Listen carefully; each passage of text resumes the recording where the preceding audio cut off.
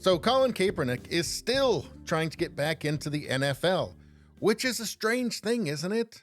It's just very odd considering that he's compared the NFL to slavery. I mean, on his Netflix series, he said this, quote, "What they don't want you to understand is what's being established is a power dynamic. Before they put you on the field, teams poke, prod, and examine you, searching for any defect that might affect your performance.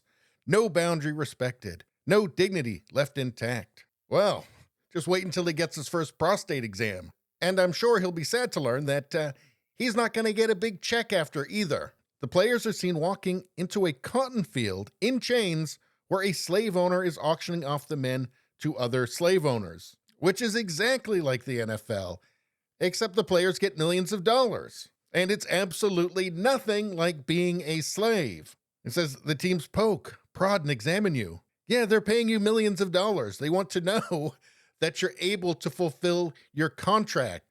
They're not paying millions and millions of dollars to write slam poetry or, I don't know, be a revolutionary communist. I mean, it's a physical job. Obviously, they're going to want to know that you can do the job.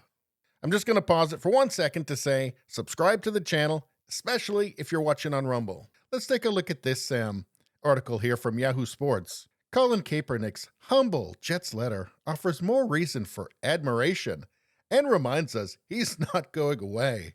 And I think that's kind of what this is about, just not wanting to go away, no matter how much people actually want him to, aside from this journalist. Because this is the guy who called out his white adoptive parents as racist.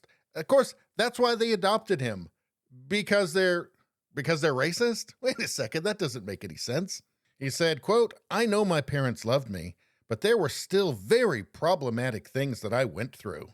Or maybe he's the problem. Maybe he's problematic. Maybe the problem is that he's woke and he's been trained to find racism in literally everything. And we know what the woke think. If you're white, you're racist. That's just the end of the story. And in woke world, it doesn't matter how much your parents love you. You've still got to denounce them. Now, we also know that Kaepernick is a Marxist. But of course, that's never stopped him from turning that Marxist idealism into cold, hard cash.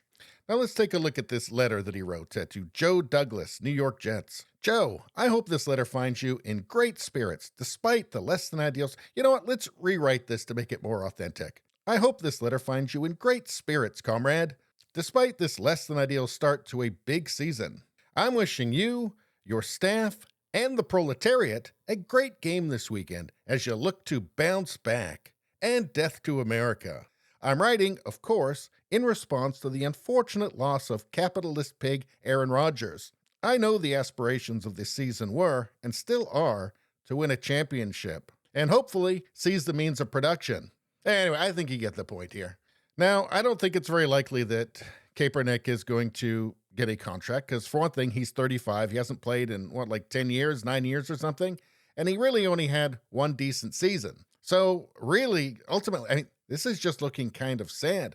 What's his motivation? Did all that Nike money run out? Did BLM end up buying a house with some of it? And that's the thing, if you're hanging around with Marxists, well, I can tell you, there's nobody who loves your money more than a communist. Maybe all those commies that he's been palling around with him have been leeching off him the whole time. Marx himself was a famous freeloader. So I don't know, maybe he's just getting desperate for money. Maybe now the NFL doesn't seem so oppressive after all. And I guess maybe, there's a lesson in this. If you're applying for your old job, it's probably best if you hadn't called your old boss a slave master. Anyway, that's all I got to say about that. Please subscribe, like, and share. Sharing really helps me out. I thank you for that. I will see you next time.